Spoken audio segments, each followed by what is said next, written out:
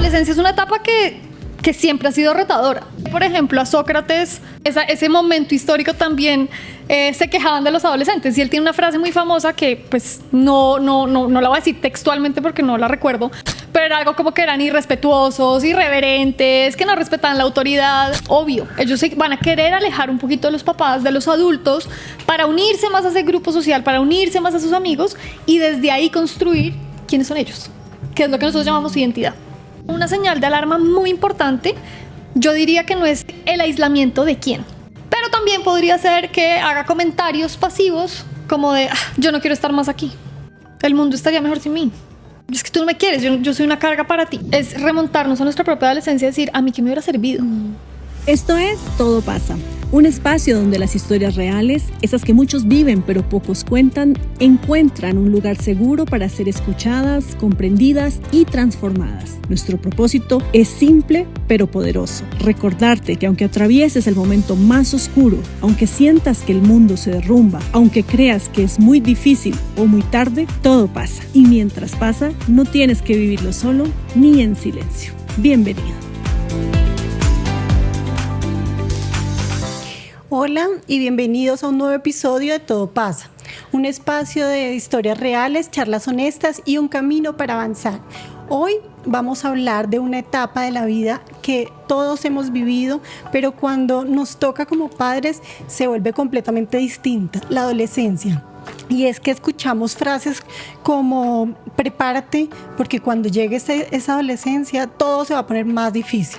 Y muchas familias lo están viviendo así. Hijos que cambian, hijos que se vuelven más distantes, que cuestionan todo, que pasen más tiempo en el celular que hablando con sus padres. Y uno se pregunta, ¿qué pasó con el niño que era antes?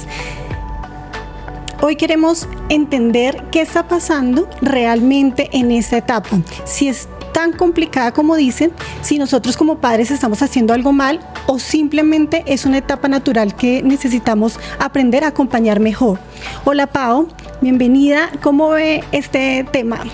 Pues muy interesante, Carolina. Hola, perdón.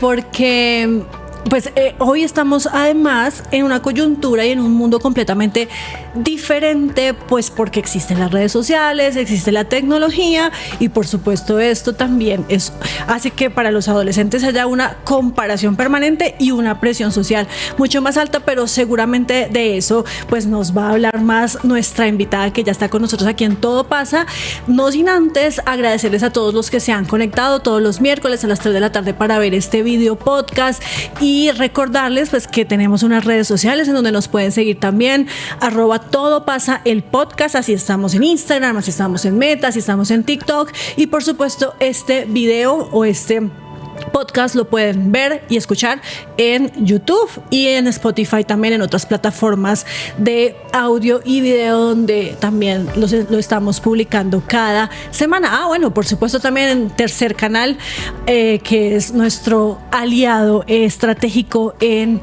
este programa, en este producto que les generamos a ustedes cada 8 días. Sí, Pau, y como usted dice, vamos a hablar con una experta en este tema de la adolescencia, pero antes usted nos tiene la frase del día. Sí, la frase del día hoy dice así: el éxito no es casualidad, es el resultado de un esfuerzo constante. Justamente hablar de adolescencia pues es un poco más difícil para quienes son padres y seguramente muchos pues están haciéndose bastantes preguntas sobre lo que significa hoy en día pues tener a un niño, a un hijo que está atravesando por esa etapa. Hoy nos acompaña Juliana Mejía Saldarriaga. Ella es magíster en psicología clínica, experta en salud mental y adolescencia, pero además, y antes de entrar en materia, pues Juliana hace parte de un proyecto muy bonito que se llama justamente Adolescencia.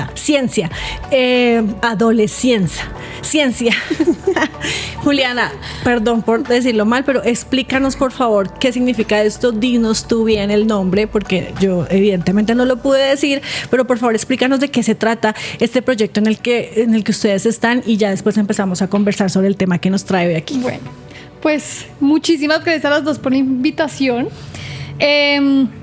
creo que es súper bonito poder visibilizar este tema que creo que todos percibimos como retador, que es la adolescencia, mira el juego de palabras. Entonces, bueno, les voy a contar un poquito porque de verdad que esto es un proyecto que hacemos con dos de mis socias, que son psiquiatras de niños y adolescentes, Juanita Alarcón y Estefanía García. Y por mi parte, yo, Juliana Mejía, la psicóloga del equipo, que nace Adolescencia hace varios años, pues de un trabajo en conjunto. Y Adolescencia, que es el juego de palabras, nace como una empresa para formar a padres, madres, cuidadores de adolescentes, pues que están perdidos y que están de pronto necesitando esta información sobre qué es esta etapa y qué hacer. Y hacemos, digamos, formación a través de cursos, talleres, a través de nuestras redes sociales, Adolescencia en Instagram o adolescencia.com. Pueden seguirnos, ahí de verdad que damos muchísima información de calidad. De hecho, le estaba contando a Caro que vamos a tener una serie de lives hablando precisamente desde el martes, ayer. Bueno, se viene una serie de lives que vamos a hablar sobre diferentes temáticas del rol de los padres en esta adolescencia, porque creo que también son agentes importantes en el desarrollo infantil y del proceso de desarrollo del ser humano en la etapa vital de la adolescencia. Eso es adolescencia. Claro que sí, Juliana, y es que seguramente, como ya lo mencionábamos hace unos minutos, pues son muchas las preguntas o muchas las historias de padres que en este momento tal vez están pasando por alguna situación difícil con sus hijos adolescentes. Ya incluso ahorita tú nos vas a decir desde qué edad se considera un niño o una persona mejor adolescente y hasta qué edad.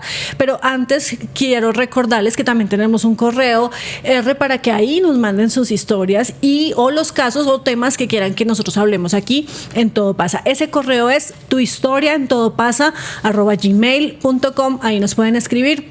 Hemos recibido muchísimas cartas, muchísimos correos. Ya no estamos leyendo cartas como en nuestra primera temporada, pero sí estamos leyendo los correos que nos envían ustedes y los casos, por supuesto, que quieren que tratemos aquí en Todo Pasa, donde todos son bienvenidos. Arranquemos entonces, con las preguntas sobre nuestro tema de hoy. Bueno, como estaba hablando al inicio, además, porque usted es mamá de un adolescente, ¿no? Eso me sí, eso le estaba contando. Pero permítame ahí, perdón, y la interrumpo, para que antes de entrar en materia, pues sepamos justamente el tema de la edad. Una persona es adolescente, ¿de cuál a cuál edad? Bueno, esta pregunta me encanta, siempre hay confusión, depende desde qué ángulo lo miremos. Desde una mirada, digamos, comportamental y biológica, podríamos decir que la adolescencia inicia con la pubertad. Entonces, si la miramos desde ese lugar, pues no hay una edad específica porque cada persona se desarrolla en un rango de edad distinto, ¿cierto? Entonces, lo que sí sabemos es que la adolescencia inicia con la pubertad, ¿sí? ¿Hasta qué edad dura? Pues esa es una mala noticia a veces para los papás, porque realmente también implica que termina o culmina esa etapa cuando la corteza prefrontal, que el cerebro, para tenerlo claro, se desarrolla de atrás para adelante. Cuando esta parte, que es la corteza prefrontal, que es la que regula nuestras funciones ejecutivas, la atención, la memoria, la planeación, el comportarnos socialmente, esa es la parte que más se demora en el cerebro de regularse, pues de terminar de formarse.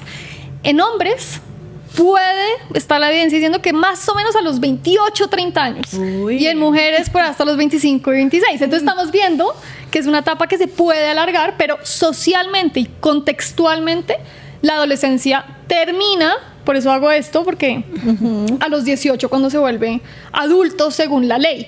Pero yo creo que ahí toca mirar es desde dónde nos paremos, porque desde la parte biológica pues inicia con pubertad y termina con el desarrollo de la corteza prefrontal, que favorece ¿qué?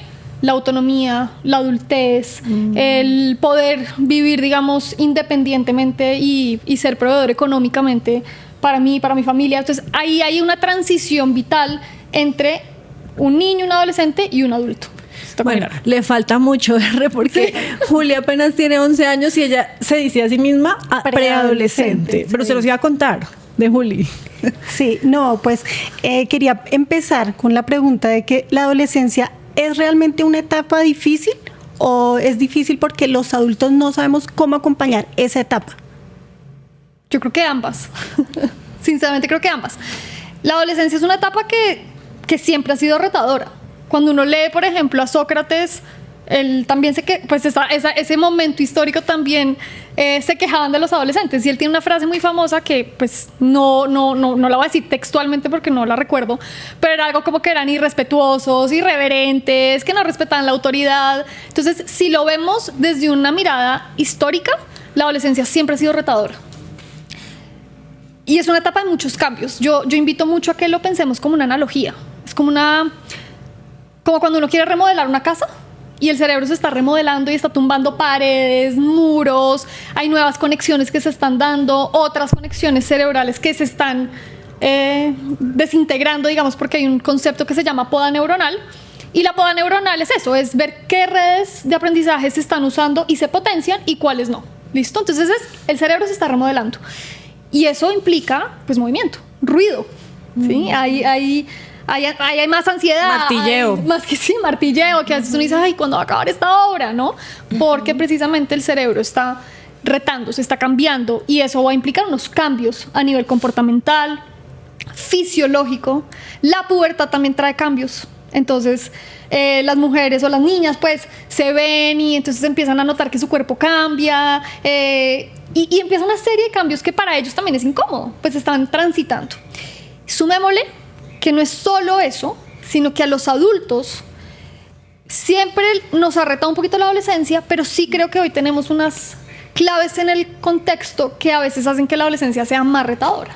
Yo sí creo que el tema de las redes sociales, de a veces no tener muy claro cuáles son los límites, que sí, que no, sí está haciendo que de pronto que se esté difuminando un poquito ese rol como adultos y como acompañamiento a estos adolescentes que puede estar, no siempre, porque tampoco quiero decir que siempre sea patológico, que siempre implique que los adultos no saben acompañar, pero sí creo que tienen un rol importante en como la percibimos hoy en día.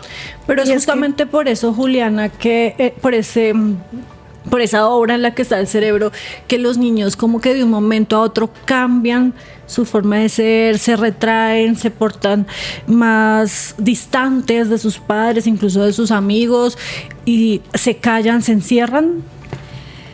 Yo creo que ahí hay varias cosas pasando y creo que es importante, y yo creo que esto es un poquito caro lo que tú decías de no saber cuándo pedir ayuda o cuando hay una señal de alarma, por ejemplo, en cuando ese aislamiento es normal o cuando definitivamente nos está diciendo que algo está pasando. Pero definitivamente sí hay cosas no solo a nivel cerebral como proceso que está sucediendo, sino también hay cambios, por ejemplo, en los amigos.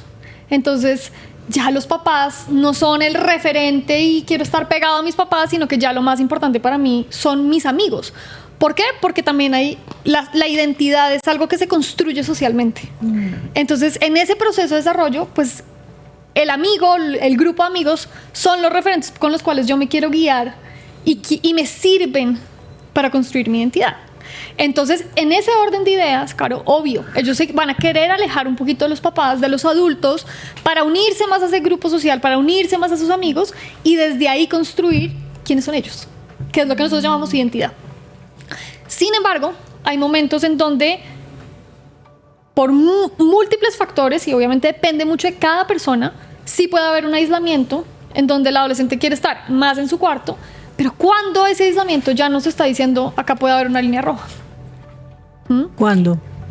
Cuando ya, por ejemplo, es prolongado, que no quiere interactuar con nadie en la casa, que, por ejemplo, para cosas básicas necesita salir a almorzar y tampoco quiere salir a almorzar, no quiere comer, rechaza los planes. Y sobre todo, yo creo que hay muchas, pero una señal de alarma muy importante, yo diría que no es el aislamiento de quién.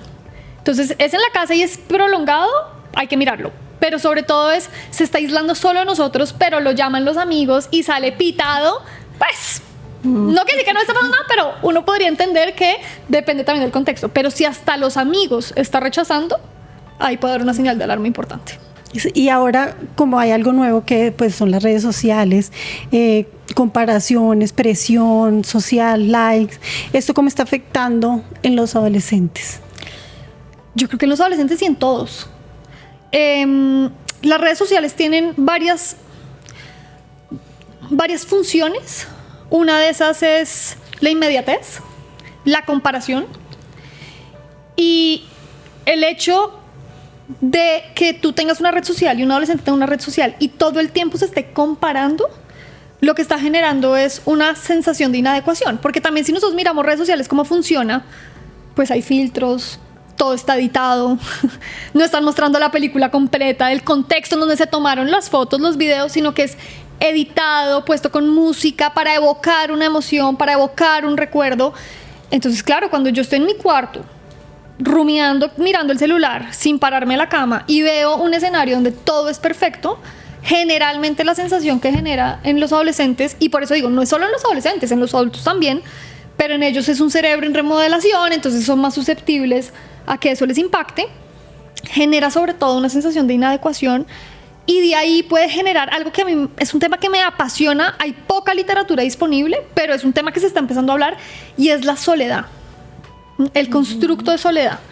Y la soledad se da porque yo quiero tener o sea, es como la discrepancia entre querer tener un contacto social y no tenerlo, ¿sí? Como sentir que yo quiero más, pero no lo estoy pudiendo tener. Y si a esto le sumamos redes sociales, donde me está mostrando continuamente que el otro está mejor, que el otro está de viaje, que el otro tiene pareja, ¿no? Yo todo el tiempo estoy aumentando esa discrepancia, y la sensación de soledad sostenida también está asociada con varias cosas. Entre esas, hay investigaciones que dicen que la soledad está equivaliendo a fumar 15 cigarrillos diarios. Entonces, imagínense el impacto que tiene, no solo a nivel de salud mental, sino físico también, porque también lo están relacionando con enfermedades de cardiopatía. Y entonces, volviendo a esto, si yo tengo esta discrepancia por mucho tiempo como adolescente, pues ahí también hay una conexión clara con psicopatología, depresión, ansiedad. No quiere decir que siempre la tengan, pero sí los pone en riesgo. Pero entonces, Juliana, ¿se ha notado ustedes como expertos y en medio de este proyecto que han aumentado las enfermedades, los casos de enfermedades de salud mental en los adolescentes justamente después del boom de las redes sociales? Digamos que hay como un periodo en el que uno puede decir, a partir de este momento se disparó, si se quiere, si se puede decir así, el tema de los problemas de salud mental para los jóvenes. Y de hecho es muy interesante porque muchas veces se hipotetizó que era por la pandemia. Pero cuando empezamos, o las investigaciones en el mundo empezaron a decir, venga, pero ¿por qué está subiendo tanto la salud mental? Sí se dieron cuenta que alrededor del 2010, 2011, ¿no? Como por esos años, hubo un pico digamos, en aumento de cifras de salud mental, y se ha sostenido. De enfermedades, ¿sí? De enfermedades, de psicopatología. O sea, se aumentaron los casos, por ejemplo, de depresión, de intentos de suicidio, de ideas de muerte, de autolesiones, ¿no? De ansiedad. Y al mirar un poquito las causas, o las posibles causas, sí se dieron cuenta que había un inicio, por ejemplo, de las redes sociales. O sea, empezó Facebook, Instagram, y sobre todo no solo la plataforma como sí, sino que empezó la interacción en redes sociales. Entonces empezaron los likes, empezaron los comentarios, pues esto globalizó la forma en cómo socializábamos. Esto fue una revolución a la forma de comunicarme con el otro y ver el otro. Entonces sí tiene que ver con el inicio de esta nueva forma de comunicarnos, y pues hasta hoy se ha sostenido. Entonces es uno de los grandes aparentemente factores que ha favorecido a que la salud mental de los niños y jóvenes vaya en aumento. Yo creo que hay más, pero es una de las grandes. Y lo de la ansiedad, la depresión, las crisis emocionales, ¿eso es realmente está peor que antes, o es que antes no se veía tanto? No lo estábamos viendo. Yo creo que varias cosas. Yo creo que sí, definitivamente hay una mayor sensibilización a la salud mental. Pues miren este espacio, ¿es cierto? Sí. Yo sí creo que estamos mucho más sensibles como en nivel de país y de mundo, a nivel global, a darle visibilidad a estos temas de salud mental.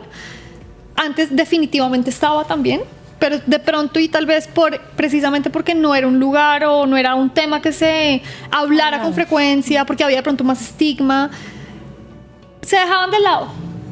Pero definitivamente aumentó. Hay aumento. Aumento. Eso sí no lo podemos negar, hay aumento. ¿Y qué señales debería alertar a un padre de que su hijo tiene problemas emocionales? Pues yo creo que son muchas. Voy a tratar de ser como clara. El primero, que lo decía hace poco, el hecho de que se aíslen de sus pares. Eso es una señal de alarma importante. Que se aíslen de nosotros los adultos, hay que mirarlo, pero los pares es importante.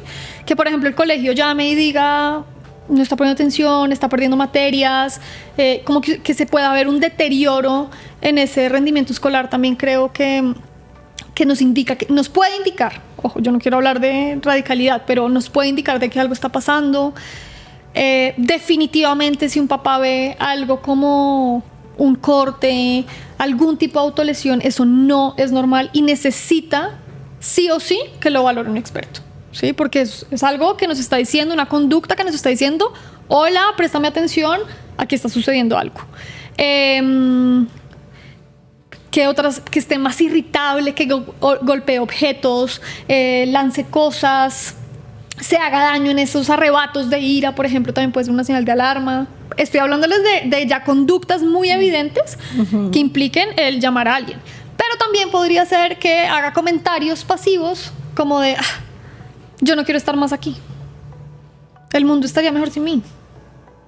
O, es que tú no me quieres, yo soy una carga para ti. Cosas así que nos estén indicando que se está, en este proceso de identidad, está como chocando un poquito su rol como ser humano en el mundo. Yo creo que vale la pena que alguien nos dé una mano para identificar si es algo más transitorio o si hay algo agudo que está afectando la salud mental y que requiere una intervención profesional. Claro, pero más allá de una intervención profesional, ¿cómo pueden lidiar con una adolescencia los padres en su casa, en su día a día, en su relación con los hijos? Pues porque hay cosas que no tienen que ver, digamos, con la coyuntura, con el aumento de las enfermedades de salud mental, con las redes, sino que son comportamientos pues que todos pasamos cuando transitamos por la adolescencia. ¿Cómo lidian los papás? ¿Cómo deben lidiar los papás con eso? Antes de contestarles, yo quisiera, y si me lo permiten, que ustedes, y no lo tienen que compartir, pero que pensaran, por ejemplo, ustedes retomen un poquito su adolescencia. ¿Qué les sirvió? ¿O qué les serviría? ¿Sabes? Que a mí, yo sí me acuerdo de mi adolescencia y yo creo que por eso me fascina trabajar con adolescentes, porque decía, wow, qué candela, ¿no? Pero yo creo que la mejor pregunta, la mejor forma, o a veces de responder esta pregunta, que no tiene un blanco y negro, es remontarnos a nuestra propia adolescencia y decir, ¿a mí qué me hubiera servido? Yo contesto y lo hablo desde mi experiencia, pero también lo hablo desde la parte profesional. Yo creo que la sensación de que pase lo que pase, va a haber alguien que está ahí. Va a haber alguien que va a escuchar. Entonces, eso se construye a partir de pequeñas cadenas. Es decir, muchas veces yo escucho y me dicen, es que yo le he preguntado 1000 veces y no me cuenta. Pues claro, pero es que acuérdate que él está tomando distancia o esta persona está tomando distancia. Hay que mandar mensajes y construir ese vínculo desde el te noto de esta manera, cuando quieras hablar estoy acá. Y mandar ese mensaje continuamente de, sabes que pase lo que pase, acá estoy. No tienes que contar, no pasa nada, pero sabes que cuentas conmigo. Hay muchas formas de hacerlo, pero personalmente creo que esa es una de las más poderosas. Porque es que además, y seguro esto ya le empieza a pasar con Juli, es que los preadolescentes y los hijos cuando empiezan a llegar a la adolescencia pues empiezan también a hacer unas preguntas que muchas veces pues los padres no tienen cómo responder o no saben cómo hacerlo. En ese caso también es importante buscar ayuda o cómo hace uno, buscar en internet, le pregunta al ChatGPT cómo hace uno para responder esas preguntas tan difíciles, por ejemplo, que tienen que ver con drogas, con sexo, con este tipo de temas que pueden ser, digamos, o poner a los papás en una situación muy complicada. Pues mira, Pau, yo creo que, y esto es para todos los que nos están escuchando, mi forma de ver las cosas, y creo que es de las que más me ha servido, no solo en mi vida, sino con todas las familias que confían en mi trabajo y en nuestro equipo como Adolescencia, es ser genuino. Porque es que cuando somos auténticos con ellos, también les estamos mostrando cómo manejar las emociones. Entonces, tu pregunta, una pregunta que te coja fuera de base. Poder tomarte el tiempo de decir, no sé cómo responderte, dame unos minutos, lo pienso, y cuando tenga la respuesta te cuento. ¿Qué les estamos transmitiendo ahí? Paciencia, que se vale decir, no sé, que se vale tomar un poquito de distancia para no contestar en apuros, ¿no? Entonces yo creo que lo primero es ser auténticos, ¿sí? Y tratar de darnos ese tiempo para contestarles con conciencia. Y en ese orden de ideas, obviamente depende mucho de la edad en la que te esté preguntando y qué tipo de temas te esté preguntando. Porque, por ejemplo, si es un niño o una chiquita de 7 años y te está preguntando cosas que de pronto, no sé, sobre sexo, y te saca un poquito de nota y dices, pero esta niña, ¿por qué me está preguntando esto? Que es una pregunta supremamente válida como papá de hacerse, ¿qué puede estar pasando en la vida de mi hija que le esté generando estas preguntas? Ahí, por ejemplo, sí te diría, valdría la pena explorarlo, y seguramente con alguien profesional que mire qué es lo que está pasando para este tipo de preguntas. Pero si es un adolescente de 14, 15, 16 que empieza a tener preguntas sobre vapeadores, sobre drogas, sobre fiesta, pues hay que leer el contexto. Es un contexto que está explorando, que quieren saber, que no quiere decir que estoy diciendo que puedan explorar con todas las drogas, porque eso depende de cada familia y cómo lo quieran manejar, pero definitivamente es una etapa que sí va a traer esas preguntas. Entonces, en esa etapa vital, yo diría responder con genuinidad, educar sobre los riesgos, educar sobre los beneficios, ¿no? Siempre es... Y devolver, o sea, que el diálogo sea, ¿tú qué opinas? Cuando me escuchas decir esto, cuando aprendes de esto, cuéntame tú, ¿qué te genera? ¿Para qué? Para empezar a generarles criterio. Porque ¿qué queremos? ¿Que nos sigan solo por el regaño si lo hago? ¿O que aprendan a elegir como seres adultos, que a la larga esa es la adolescencia? Esa ventana de tiempo que nos regala la vida para corregir lo que no está bien y para potenciar lo que sí.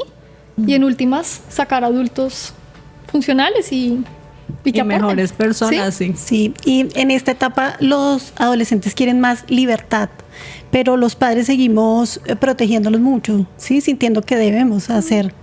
¿Cómo encontrar ese equilibrio entre darles libertad, pero seguir protegiéndolos? Yo creo que esa es de las cosas más difíciles. Además, porque también, por lo menos hablo para los que estamos en Bogotá, pues claro, digamos que hay cosas que pues también son de nuestro contexto, y hay inseguridades, hay cosas que los papás pues no pueden desconocer. Yo diría que es importante saber cuáles son los no negociables que tienen los padres en casa. Por ejemplo, no es negociable que te devuelvas con alguien que no conozco. No es negociable que salgas con personas que no conozco. No es negociable que, no sé, hay papás que dicen no es negociable que salgas sin yo poder tener una ubicación, sin yo hablar con un adulto responsable. Entonces, tener muy claro cuáles son esos no negociables de uno como padre, para que dentro de eso, pues uno pueda entrar a negociar. ¿Listo? Entonces, mira, esto es lo que yo digo, no, cuéntame tú qué quieres y hablemos, discutámoslo. Pero sí es importante tener no negociables, porque en la búsqueda de libertad, y esto es algo que pasa en la adolescencia, es yo sé los riesgos, pero yo priorizo los beneficios. Entonces yo sé los riesgos de la fiesta, pero es que yo priorizo, mi cerebro prioriza es la recompensa, el pasarla bien, el estar con amigos.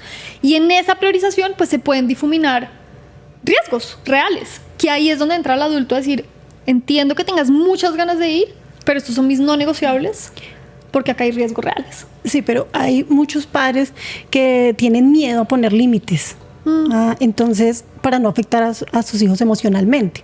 Se está perdiendo un poco la autoridad de crianza. Es que yo creo que hay un malentendido conceptual de la generación actual de padres, ¿sí? Yo creo que estamos con la concepción o con el mito, están con la concepción del mito de que un niño sin límites y no decirle que no es mejor, crece más sanamente. Eso es falso.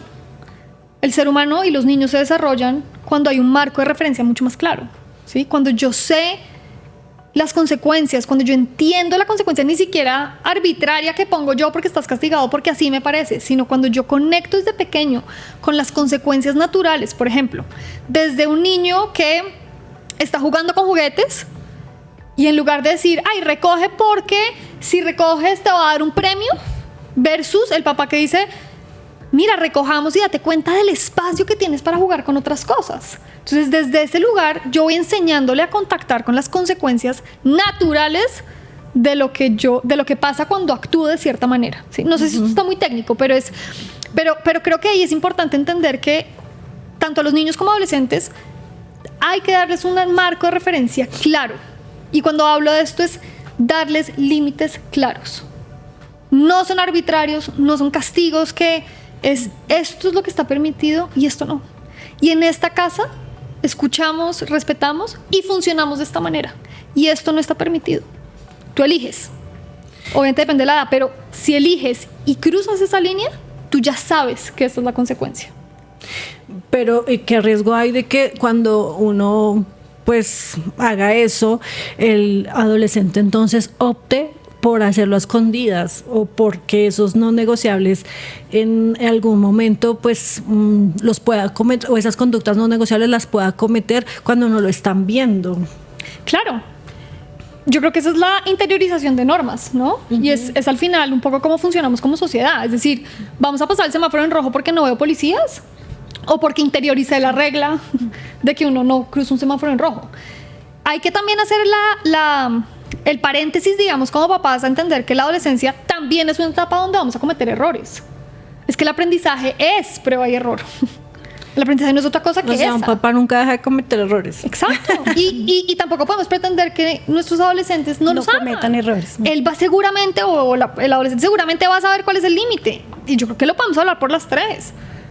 En la adolescencia sabíamos cuál era el límite y uno igual lo cruzaba y veía. Y eso también es aprendizaje.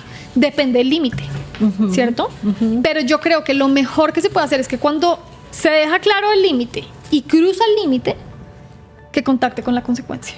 Porque también creo que es a tu pregunta al inicio, Caro, del rol de los papás, yo sí creo que hay una cosa que estoy viendo un montón, no son todos, que es querer quitarles el malestar, querer que no se frustren, querer solucionar. Y yo creo que es una de las cosas que más queremos hacer, pero que más daño hace. Porque precisamente al querer solucionar y no permitir que contacten con las consecuencias naturales, ¿sí? Si ustedes no llegan a trabajar, ¿qué va a pasar? Primera vez pila, segunda vez chao, saca tus cosas y para afuera. Entonces, querer solucionarles todo es desde nuestro afán y puede generarles esas consecuencias que terminan siendo tremendamente retadoras. Y cuando los adolescentes responden con rabia, con indiferencia, ¿cómo debemos reaccionar los padres? Utópicamente, entendiendo, ¿cierto? Como entendiendo de dónde viene esa frustración. Uno cuando es adolescente quiere parchar con amigos, quiere salir, quiere sentirse adulto. Entonces yo creo que es esa pregunta que yo les decía, ¿no? ¿Qué les hubiera gustado a ustedes como adolescentes? Yo creo que para poder conectar con ellos hay que recordar un poquito nuestra propia adolescencia. Que de hecho a mí me da risa porque a veces los papás me dicen, ¿y tú tan joven ves a adolescentes? Y siempre les digo, acabo de salir de la adolescencia. Los entiendo perfecto, ¿no? Porque realmente creo que en esa conexión de entender lo que están viviendo utópicamente, lo mejor que podemos hacer es saber y reconocer de dónde viene esa rabia, esa frustración y esa indiferencia. Y es unirlo con lo que les decía hace unos momentos de poder decir, sé que esto es difícil para ti, me imagino que querías salir, no se puede.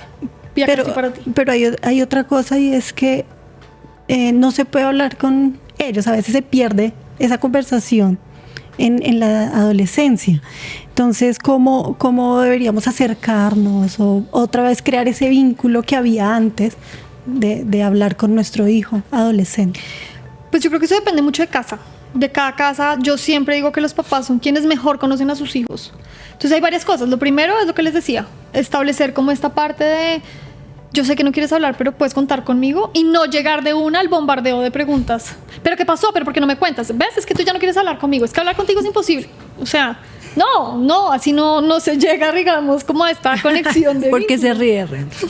¿Así es usted con Julio? Es que, con razón. Con razón, no me funciona. Sí, porque si llegas con esa cantidad de preguntas, pues se siente como un interrogatorio. O sea, es como, no más, déjame yo. Es como abrir la puerta, que ella sepa que, en este caso, tú estás ahí, o los papás están ahí, pero es darles ese espacio a que exploren esa libertad, pero siempre mandando el mensaje de, aquí estoy, no importa qué tanto necesites, qué tanto tiempo necesites, sabes que puedes contar conmigo.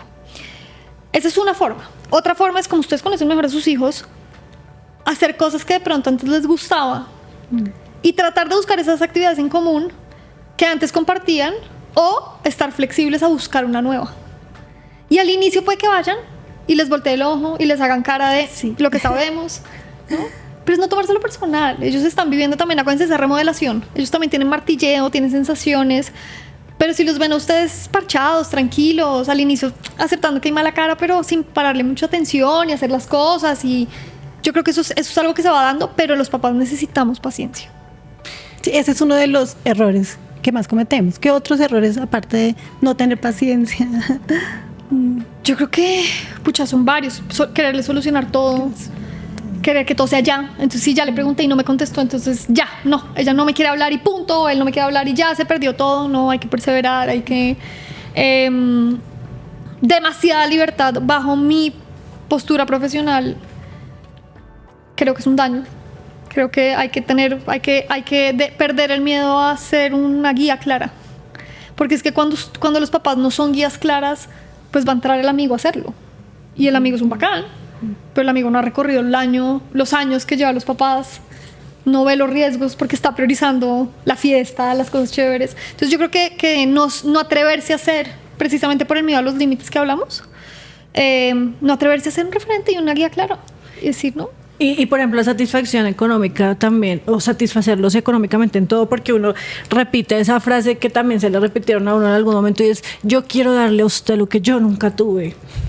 Eso puede también hacer daño porque en algún momento pues ellos no les va a costar conseguir las cosas. Definitivamente, yo creo que no es tanto la plata en sí misma o el dinero en sí mismo, sino la función que cumple, el valor que yo le doy. Entonces, si yo peleo, yo le regaño a mi hijo injustamente. Tuve un mal día y me desquité con él, por ejemplo. Y después mi forma de reparar es, bueno, vamos y te compro algo. ¿Qué mensaje estoy mandando? En lugar de, por ejemplo, como les decía, poder sentarme a decir, esto le cuesta mucho y yo creo que para varios va a ser, esto es imposible porque es todo un entrenamiento. Pero en la teoría suena muy bonito, pero en la práctica... Exacto, en la práctica cuesta. Pero sí, poder decir como, tal vez la forma en que reaccioné no fue la mejor y quisiera pedirte una disculpa. Esa parte yo creo que o sea, yo pocas veces, y adoro a mis papás con todo mi corazón, pero pocas veces vi ese acercamiento porque era como poner en nombre su autoridad, ¿no? Yo creo que hoy estamos redefiniendo un poquito el rol de autoridad.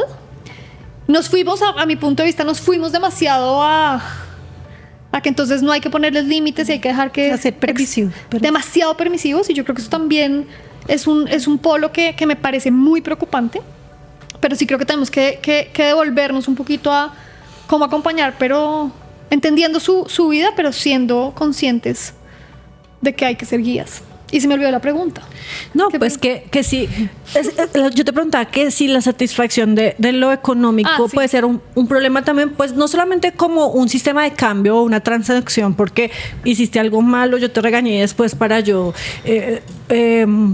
calmar mi remordimiento, hoy le compro algo, no, sino en general en la vida. Por ejemplo, ahora que quieren acceder a los mejores equipos tecnológicos, comprarle entonces el computador que quiere, comprarle el celular que quiere, el más caro, el más fino, inscribirlos en la universidad más también más costosa. Así uno tenga los recursos, ¿qué tan digamos erróneo puede ser ese mensaje? Porque es como que yo te estoy dando todo y a ti no te cuesta nada. Sí, yo creo que eso va ligado a las formas de educar. Si me preguntas a mí, Juliana Mejía, estoy totalmente en tu línea. Yo creo que hay que educar como ayudándolos a entender el esfuerzo que requieren las cosas. Entonces, por ejemplo, a mí me encanta cuando es como me quiero comprar el mejor celular, listo, yo te ayudo con la base y tú tienes que aprender a ahorrar. ¿Por qué? Porque volvemos a lo mismo de las reglas. Yo que quiero que se pase el semáforo en rojo cuando no hay policía, pero se lo respete cuando hay, o que interiorice el cómo funciona el mundo, ¿sí? Y si yo le empiezo a dar todo sin que él se esfuerce, sin que ella se esfuerce, pues el mensaje es: el mundo es fácil. Y salen al mundo y el mundo no es fácil. No es fácil, para nada. No, nos toca trabajar, nos toca producir, nos toca pagar deudas, o sea, tiene un montón de cosas que yo creo que ese es el mensaje final. Y para los papás es, antes de hacerlo, porque pues uno no puede decirles puedes o no puedes hacerlo, es tan tu discreción como adulto, pero ¿qué crees que a dónde está llegando y a dónde vas a llevar a tu hijo con ese comportamiento? ¿Y qué más cosas como estas hacemos los papás que lo hacemos con buena intención, pero lo que hacemos es alejar más al adolescente o perjudicarlo?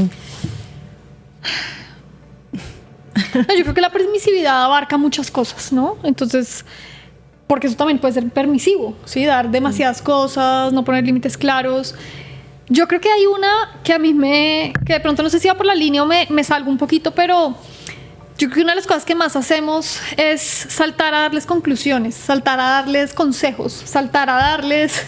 Bueno, es que yo cuando tenía tu edad, o no, ¿sabes qué? Yo creo que mejor no hagas tal cosa. cuando realmente ellos están tratando de acercarse a hablar. Ellos no quieren consejos. O preguntarles. Te escucho, dime, ¿qué necesitas de mí? ¿Qué te gustaría? ¿Quieres que te escuche? ¿Te puedo dar mi opinión? ¿No? Y yo creo que es volver a lo mismo. Si uno como adulto llega donde una amiga y empieza, no, es que tú no sabes, y entonces le vuelven uno a contar a la amiga las cosas. Sí, no, a nadie que lo juzgue a uno. Exacto. Entonces yo creo que no va en la misma línea, pero sí creo que es una de las cosas que a veces, desde el afán de solucionar, desde el afán y con la mejor intención de querer acompañar, sostener, solucionar, a veces no permitimos ese tiempo para que la persona, el hijo de uno, hable, poder sostener, preguntar, porque eso es de las cosas que más deteriora el vínculo. Y después preguntan, ¿pero por qué no me habla? ¿Por qué no me cuenta? Juliana, hay una pregunta que se me quedó ahí en el camino, y es que hablábamos de los límites, pero también hablábamos de lo que puede representar la tecnología, las redes sociales y demás en la salud mental de los adolescentes. Entonces quisiera que nos aclarara si es un mito o en realidad, o cómo deberían, digamos, actuar los padres con relación a partir de qué edad hay que darles un celular. A partir de qué edad hay que permitirles el acceso a la tecnología, a las pantallas, pues porque en los niños está claro que esto puede causar incluso problemas de trastornos autistas y demás, pero en los adolescentes hay muchos que se preguntan, bueno, es verdad que es a partir de los 14 años, y esto cómo le puede afectar, digamos, a una persona, a un niño o a un adolescente, a un preadolescente, que no le permitan tener acceso a los celulares y demás. Yo creo que hay varias preguntas dentro de esa misma pregunta y quiero ir por partes. La primera es la edad. Ya hay consensos internacionales. Australia prohibió el uso de celulares y redes sociales, si no estoy mal, hasta los 16 años. En Colombia se han tratado de dar varios debates. Yo sí creo que somos uno de los países, digamos, que ponemos temas como vanguardistas, que me parece súper importante. En Chile también están haciendo grandes avances para cuidar la salud mental. Entonces, una específica, pues sí, yo les voy a decir, lo que recomienda el ICBF es 14 años. ¿Qué pasa? Que a veces muchos papás dicen, es que, listo, yo aguardo, ¿no? Y yo veo muchos papás de verdad como en resistencia, en barrera, no lo doy. Uy, pero tiene una presión atrás de muchos grupos que sí tienen. Entonces es como, ¿cómo hago para no darlo, cuidarlo, pero pues no sentir que, o que mi hijo sienta que lo están excluyendo? Entonces, por edad, si yo pudiera, yo diría que hasta los 16 redes sociales, por el impacto que tiene. Pero entiendo que eso a veces no es real. ¿Qué recomendaría ahí? Siempre es mejor, no sé, los 14 que los 13, los 13 que los 12, los 12 que los 11, ¿sí? Entonces, lo que más se puede atrasar, lo que más se puede alargar. Muchísimo mejor. Y en esa misma línea, ya hay movimientos en diferentes colegios donde asociaciones de padres se unen como papás a poner acuerdos comunales. ¿Por qué? Porque es mucho más fácil yo mantener esa regla con mis hijos cuando tengo comunidades de padres que nos apoyamos y mi hijo no es el único. Pero eso todavía falta camino. Pero funciona, digamos, el tema del control parental. Si yo decidí que no llegué a los 14 porque no pude, la presión, y me tocó darle un celular a mi hijo, a mi hija, ¿funciona el control parental? Sí, yo creo que sí. Lo que pasa es que también estos chinos son súper aviones y saben cómo quitarlo. Entonces, así es. Entonces, yo creo que también hay que identificar es cuál y cómo funciona, porque volvemos al tema de los límites. Yo siempre digo que cuando uno se desgasta en un límite con cualquier persona, es porque el límite no está bien puesto. Pero ¿cómo hacemos los padres para hablar con nuestros hijos de si todos los amigos tienen celular, toda la gente que los rodea, bueno, todo esto y hace parte de su mundo ahora, y uno no quiere cómo darle el celular, cómo uno habla con él o cómo le explica a un niño que no está bien eso, que todavía no está en la edad? Pues mira, yo creo que hay muchas herramientas, depende de la edad de tu hijo. Entonces son dos problemas. Uno, no le he dado el celular y estoy tratando de alargárselo, y otro es que ya se lo di y no sé cómo echar para atrás, ¿cierto? Okay. Si es el primero, se lo quiero dar, no se lo quiero dar, pero me lo está pidiendo, yo creo que la mejor forma de hacer esto es, no es la mejor, porque hay muchas, pero sí es educar sobre los riesgos, depende de la edad. Pero por ejemplo en 11, mira, hay un montón de videos en YouTube, una propaganda de Jonathan Haidt, que es un gran apoderado de los celulares en el mundo para quitar los celulares de la infancia, y tiene un montón de estudios, y sacó un video, que después te lo paso y se los paso por si lo quieren ver, sobre un poquito lo que le damos a los niños cuando hay un celular, ¿no? Entonces, como todas las tentaciones, todos los peligros, es muy interesante. Entonces, yo creo que, por ejemplo, utilizar videos, porque a los niños cuando le hablas el sermón es como, ni siquiera está entendiendo. Sí. Pero si de pronto hay videos y la pones a reflexionar, o en este caso, pues a los que nos están escuchando, mira, vimos este video, ¿qué opinas? ¿Qué crees que pasa acá? Pero ojo, hay que tener cuidado del video y de la tapa, ¿no? Porque hay videos también que ya se van a, pues para de pronto una reflexión más de 15, 16 años. Pero yo creo que es tener conversaciones claras. ¿Qué es importante? Mantener el límite. Porque es que si yo digo esto, pero después lo flexibilizo y después te lo termino dando, pues ¿cuál fue el mensaje? ¿Sí? Tu palabra pierde valor como papá. Entonces es hablar, contar los riesgos, apoyarse de estrategias, de videos, libros, porque hoy en día de verdad hay mucho a nivel mundial, puede que en Colombia no tanto, pero a nivel mundial, y para eso también está el internet, usar eso para reforzar un poquito las consecuencias. Mantener el límite y decir, mira, no, entiendo el malestar, entiendo el dolor, pero no. O vamos viéndolo, ¿sí? También hay papás que entregan progresivamente y con entrenamiento el celular. Entonces, nada de que te lo puedes llevar. Lo usas en casa, yo al lado, y empiezo a ver. Y tanto tiempo, y empiezo a ver cómo manejas tú las redes sociales. Cómo manejas tú, depende de la edad, evidentemente, los chats con amigos. Yo soy fiel a la bandera y lo digo de frente. Cuando llegan con estos problemas, es bajo mi criterio. Yo recomiendo que sean redes sociales y cosas bajo supervisión. Entonces, muchos de los adolescentes que veo es, te odio, no te quiero, como le dijiste a mis papás. Mi corazón. Como adultos tenemos que protegerte. Ese es yo entiendo el malestar que te da, pero tenemos un rol. ¿Y entienden? Yo entiendo el malestar que le da no tenerlo. Pero ellos no les da rabia. Dices eso, tú siendo la profesional que los acompaña en el proceso, ¿ahí sí lo entienden o tampoco? Pues yo creo que se frustran, ¿sí? Les da rabia y a veces, pero cuando uno dice, bueno, cuéntame qué es lo más difícil para ti de esto, y uno llega a la base de la frustración, que puede ser sentirse excluido, miedo a quedarse solo, que no les inviten a fiestas, pues uno empieza a gestionar otro tipo de herramientas. Bueno, ¿cómo te puedes integrar al grupo? Ahí es donde uno empieza a ser flexible con los papás de, mira, este es el miedo, ¿cómo crees que desde casa podemos trabajar para que tenga ciertas dinámicas? Pero curiosamente, y muy curiosamente, empezaron a retirar los celulares. Algunos dicen que no, pero otros dicen que sí les ha gustado en el colegio porque se han conectado otra vez con los amigos, juegan. Y hay un tema de las redes sociales, o del celular, perdón, muy importante lo que tú decías, Pau, del aprendizaje. El aprendizaje necesita muchos factores, entre esos prueba y error, necesita establecimiento de relaciones, que es a través del lenguaje, y de la forma en cómo más madura el sistema de aprendizaje, de lenguaje, de sensopercepción, de lo que somos, es a través de la experiencia. El celular nos limita esa experiencia, porque es todo táctil y dejo de tener estímulos sensoriales. Entonces yo creo que ahí vamos a tener no solo problemas en el mundo, sino con los niños en general, sino con el aprendizaje. También hay problemas oculares cuando lo cogen desde muy chiquitos. O sea, ya hay un montón de evidencia. De hecho, Juanita, una de mis socias, es abanderada número 1 de este tema. Y yo creo que sí, como adultos tenemos una responsabilidad de decir, esto está afectándolos, porque nos afecta a nosotros. Entonces, algo tenemos que hacer. Claro, porque además también aparece ahí el tema del contenido que ellos están viendo y la influencia que genera en ellos, pues eso que consumen en las redes. Y que incluso no sé si ustedes lo están viendo también, lo han notado y tienen pues información más científica sobre eso, y es que ahora también los adolescentes creen que ya no hay que estudiar porque es que lo fácil es grabarte, crear un contenido y volverte rico gracias a las redes sociales.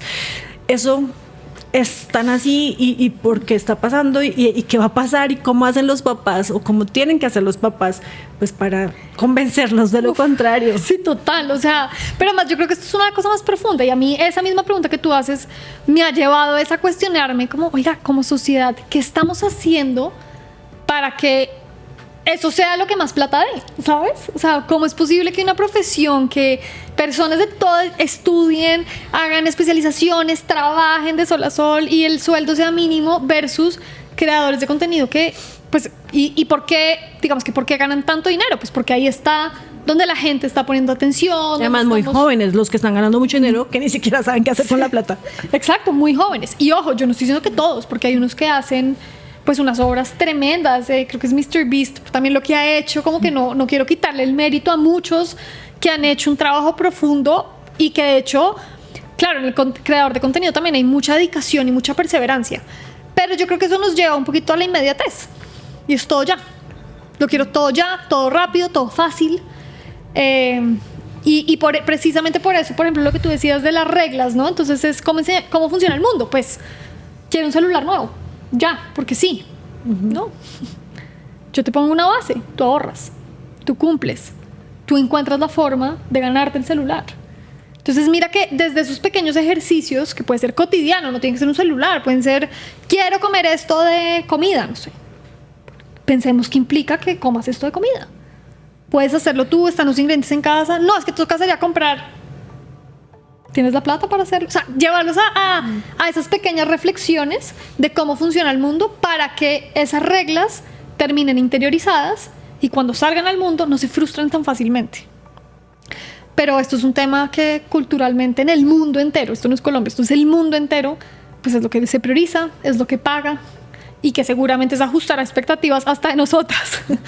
Que el sueldo pues de estas personas es supremamente superior a lo que paga una carrera muchas veces y una especialización. Sí, y lo que tú decías también es un problema de los que estamos consumiendo redes sociales, pues porque le estamos dando prioridad a este tipo de contenidos y pues a ellos llenándoles los bolsillos, ¿no? Claro. Ahora también dentro de eso, lo que decía, hay mucha... Pues miren este espacio, ¿sí? Es como que también hay unos que generan valor, que generan pues autoridad, que están tratando de transformar el mundo. Entonces no creo que sea blanco y negro, pero definitivamente sí creo que es un tema de entender que así funciona hoy en día, que la tecnología llegó para quedarse. Sí. Y que tenemos que ajustarnos y que es un salto revolucionario. Es decir, la tecnología es una de las bases para el desarrollo social. Y seguramente ahora con la inteligencia artificial pues las cosas van a ser más complicadas. Y de hecho los colegios, las universidades ya tienen un montón de problemas porque entonces, de hecho ya se está estudiando un fenómeno que se llama la pereza metacognitiva. Y eso quiere decir que ya, pero no solo para niños, esto también es para nosotros los adultos, pues no solo adolescentes, sino para nosotros también. Ya nos da pereza pensar. Entonces ya todo el tiempo le preguntamos a ChatGPT, a Gemini, a Grok, al que sea, ¿cuál es la solución? ¿Cuál es? Pues porque claro, es la inmediatez, así funciona el cerebro. Yo creo que llegó para quedarse. Yo creo que como cualquier salto cultural, tecnológico, pues nos genera ruido, nos estamos adaptando y necesitamos entender cuáles son los riesgos para poder hacer algunas modificaciones, como por ejemplo la academia. Entonces ya están desarrollando programas que detectan inteligencia artificial o están volviendo al papel.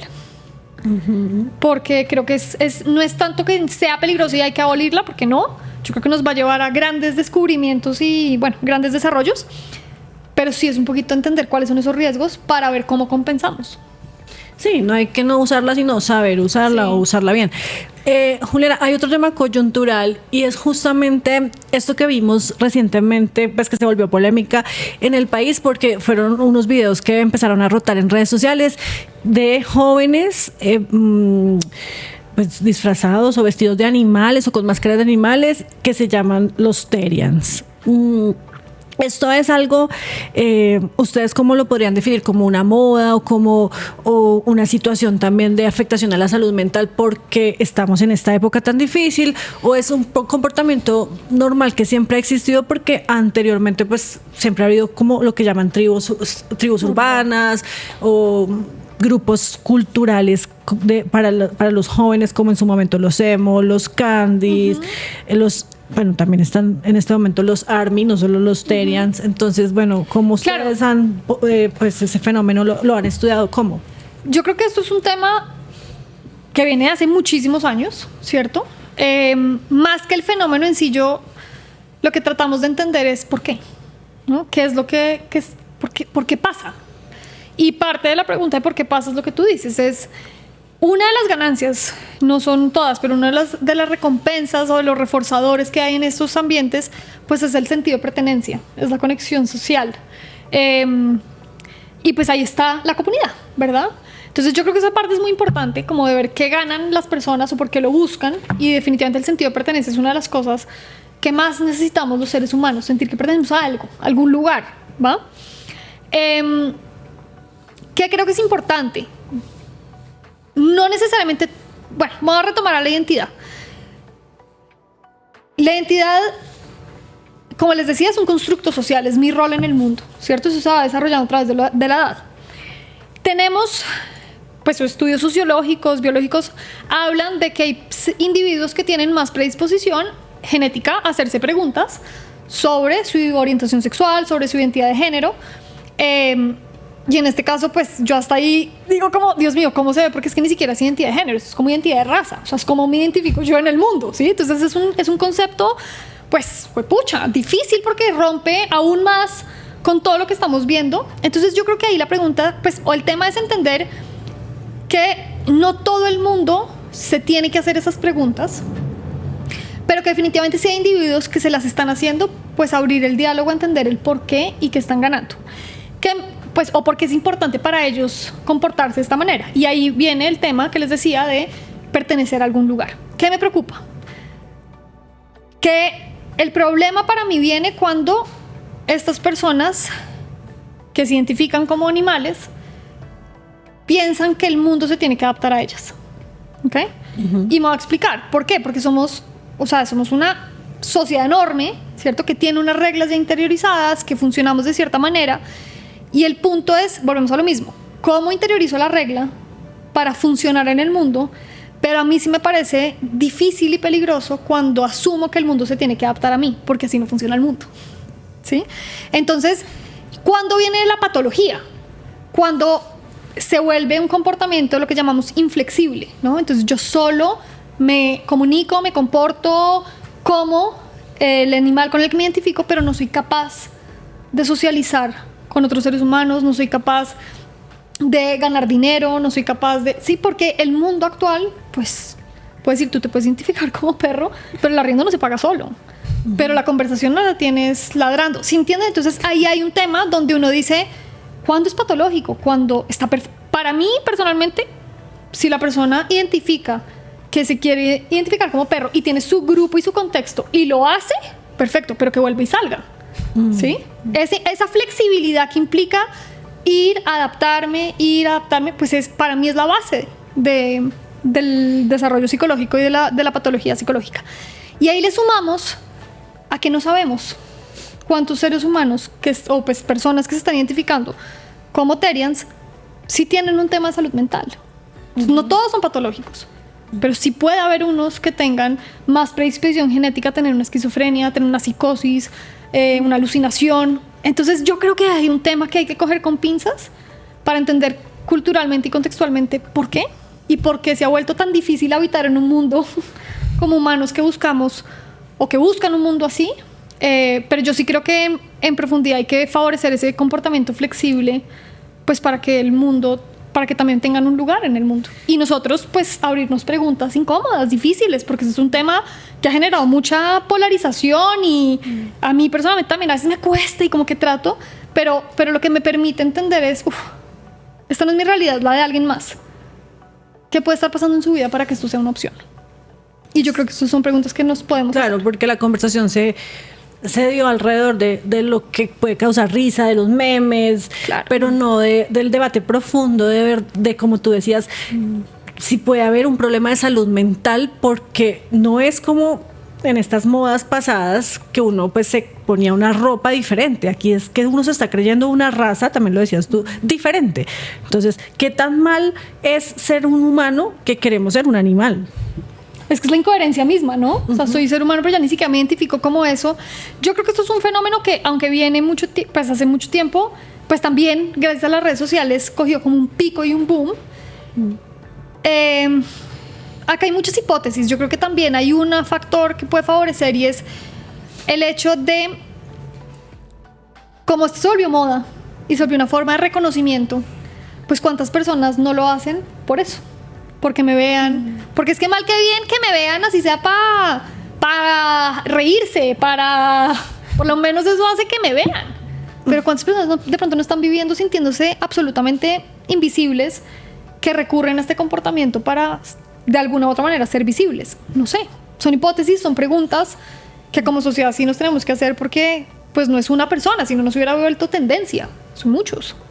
Y además porque hay unos, el último comentario ya le doy la palabra, porque hay unos que sí lo están interiorizando completamente, que hasta llegan al punto de comer comida de animal, pero sí, adelante. Y uno como padre, como acompaña a un hijo que está viendo esa etapa de teria, ¿no? O algo así. Pues yo creo que lo primero que sería es tratar de entender por qué para tu hijo se volvió una opción. Y qué es lo más difícil de no ser Terian, y qué es lo más fácil de serlo, o qué es lo más difícil también de serlo. Y si sientes que, por ejemplo, el diálogo es imposible, que lo es muy inflexible, pues yo creo que podría ser una señal de que se necesita acompañar, ¿sí? Porque volvemos a lo mismo, la inflexibilidad, pero aquí no es solo ser Terian. O sea, aquí es cuando yo soy rígido, perfeccionista, no me muevo, terco, pues también, obviamente no son lo mismo, funcionan distinto, pero también nos puede llevar. La inflexibilidad nos puede llevar a muchos lugares de dolor, de sufrimiento humano. ¿Sí? Entonces hay que explorar, porque no estoy diciendo, no conozco mucho si algunos están sufriendo. No lo sé, sería una buena pregunta para empezar. Sí, y en las terapias que tú tienes con los adolescentes, ¿sabes cuáles son ese miedo o ese dolor que tienen los adolescentes que sea más común? Que sí. Que se llama... Yo creo que uno de los más grandes es la soledad. Eso es algo que he venido viendo muchísimo. Y es interesante porque hay muchos que están acompañados y hay personas alrededor, pero igual se sienten solos, ¿no? Hay esta frase que dice, no es lo mismo estar solo que sentirse solo, ¿no? Y la sensación de soledad es algo muy importante. Otra muy grande que veo es el tema social, pertenencia al grupo. La parte académica sufren un montón a veces con los exámenes, hay colegios muy exigentes. Yo creo que esos son como los grandes, el grupo, obviamente puedo dejar de lado muchos, pero la soledad, la importancia del relacionamiento, de pertenecer a un grupo, del rechazo, de sentir que hago parte de, y la parte académica es como lo que más. No sé si me estás preguntando eso en general o relacionado a los Terians. No, Okay. En general los adolescentes. Sí, creo que eso sería como las grandes, ¿no? Hay más. Ahí obviamente uno ve muchos ya con conductas específicas que se catalogan como depresión, ansiedad social, suicidio, intentos de suicidio, conductas de riesgo, autolesiones, veo muchísimo. O sea, yo me he especializado mucho en análisis de comportamiento, como muy desde la parte de entender por qué el humano se comporta como se comporta. Y en ese orden de ideas, pues también mucho en riesgo, en conductas de riesgo. Y hay un común denominador en estos pacientes, si se pueden decir así, que tú tienes, que digamos tienen estas problemáticas de la causa, por ejemplo, que sean niños abandonados o que sean niños que tienen sus padres con problemas de drogas o separados. O solo viven con la mamá. Yo creo que... Yo no podría decir que sea una sola causa, pero sí hay una frase que dice, pues, o sea, es como un principio de esta terapia, que la conducta es sensible al contexto. Es decir, somos quienes somos según también quienes nos rodean y cómo nos comportamos, y todo es una interacción. No diría que necesariamente sea una causa específica, pero sí creo que, por ejemplo, si el contexto bien se ha conformado padre, madre, abuelo, cuidador, solo mamá, solo papá, cuando no tiene las claves de escucha, de contención, de decir eso, no importa, pase lo que pase, a veces me van a poner histérica, Dios mío, pero estoy aquí contigo, eres lo más importante, te puedes equivocar, aquí voy a estar para ti. Y de vez en cuando, ojo, yo también creo que esto, en lo que hemos hablado un poquito, pues los papás también pierden la paciencia. Uno también tiene días terribles y está hasta acá y cualquier cosa. Yo creo que también es como papás darnos el permiso a equivocarnos. Nos vamos a equivocar, no lo vamos a hacer perfecto, es imposible. Yo creo que eso es otra cosa que queremos hacer y no se logra hacerlo todo bien. Pero en ese orden de ideas yo diría es más que todo, no tanto cómo está conformado el contexto, sino cómo funciona el contexto. ¿Cómo escucho? ¿Cómo acompaño? Si solo trabajo y llego a la casa y estoy rendida y ni hablo con él, no hay chance de ningún tipo de conversación, no tiene que ver con que seas solo padre, solo madre, tiene que ver con cómo funcionas. Y de pronto ser muy amigo, o sea, convertirnos en el amigo de nuestro hijo, ¿es un error? Pues cuando no hay límites, claro, sí. Porque se pierde la guía, ¿no? Entonces, si el papá, qué delicia ser el amigo. Yo, por ejemplo, puedo decir que yo fui amiga de mis papás, pero, por ejemplo, en mi experiencia personal, fueron muy claros en cuáles eran los límites, pero yo le contaba todo. Y hoy en día sigue siendo así. Entonces yo creo que es rico ser amigo, coger esos elementos de la amistad, de escuchar, de empatía, de la confianza, teniendo en cuenta que va a haber muchas cosas que no te van a contar. ¿Por qué? Porque necesitan contárselo a alguien más, necesitan explorar su identidad en otro lado. Entonces qué rico traer esos elementos de amistad que sí, y tener claro pues que un amigo no pone límites. Pues no, sí pone, pero no en ese sentido de no está permitido, ¿sí? Entonces yo creo que ahí es como coger una fusión amigos 2.0, de decir sí, pero no así, o sea, no 100% amigos sin límites, porque yo sí creo que necesitan saber dónde moverse. Bueno, pues Juliana, seguramente esta conversación le va a ser útil a muchísimos padres que en este momento pues están conviviendo con hijos, con niños, niñas, adolescentes, y que tienen muchas dudas, muchas inquietudes sobre cómo es la crianza y sobre todo pues cómo llevar a un feliz término este proceso, porque todo en la vida es un proceso que necesita pues también acompañamiento y sobre todo amor, ¿no? Mucho amor, porque eso es lo que más puede cambiar el mundo paciencia. y las formas. Sí, paciencia, sobre todo paciencia. Bueno, obviamente te agradecemos mucho por haber estado aquí, invitándolos a todos para que conozcan Adolesciencia, que es el proyecto en donde está Juliana. ¿Cómo hace uno para saber más de Adolesciencia? Adolescencia. Se pueden meter a Instagram, adolescencia.com. Estamos ahí, les damos de verdad información muy bonita calidad. Próximamente canal de YouTube.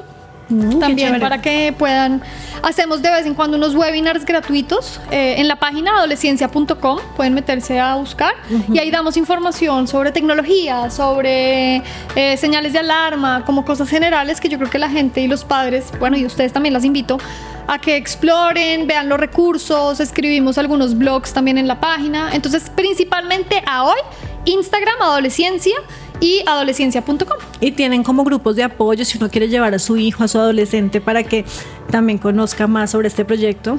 Adolescencia como tal, solo nos formamos, o solo nos centramos en formación sobre todo a padres, madres, cuidadores, como a la persona que rodea al adolescente. Pero nosotras tres, cada una, sí tiene su consulta particular.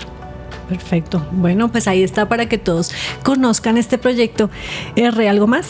No, agradecerle a Juliana, muchas gracias por esta conversación que de verdad que muchas mamás necesitamos. Me alegra haber podido compartir esto y a ustedes muchísimas gracias por invitarme y por visibilizar este tema tan lindo. La adolescencia es un regalo maravilloso. Sí, tan lindo y tan importante, tan necesario para pues las familias, como ya lo decíamos. Bueno, muchísimas gracias a todos también por haberse conectado. Les recordamos una vez más, hay que insistir en esto, tenemos redes sociales, síganos, @todopasa_ el podcast, así estamos en Instagram, en Meta, en TikTok. Ahí les vamos a estar compartiendo cada semana también clips, fragmentos de estas conversaciones tan interesantes que tenemos aquí cada 8 días. Y el correo, síganos escribiendo en tu historia en todopasa@gmail.com.